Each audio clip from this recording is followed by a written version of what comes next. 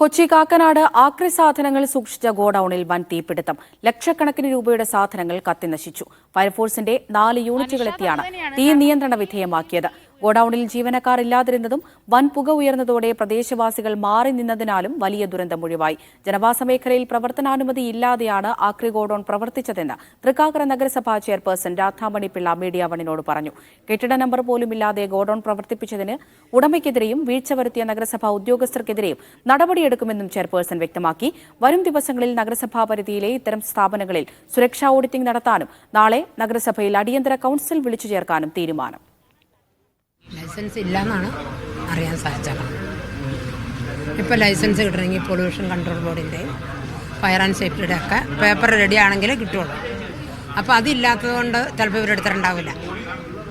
അതുകൊണ്ട് ലൈസൻസ് ഉണ്ടാവാൻ സാധ്യതയില്ല. പക്ഷേ ആളപായം ഉണ്ടാവാതിരുന്നത് തൃക്കാക്കരയുടെ ഒരു പ്രശ്നമാണ്. പക്ഷെ നമുക്കറിയത്തില്ല. എന്താണെന്ന് വെച്ചാൽ നമ്മുടെ അടുത്ത് ഇതുവരെ ഒരു പരാതി വന്നിട്ടില്ല. നടപടിയെടുക്കും. നാളെ ഞങ്ങളുടെ കൗൺസിൽ കൂടിയിട്ട് ഈ ഗോഡൗണല്ല, ഇനിയുള്ള ഗോഡൗണെതിരെ നടപടി വരും.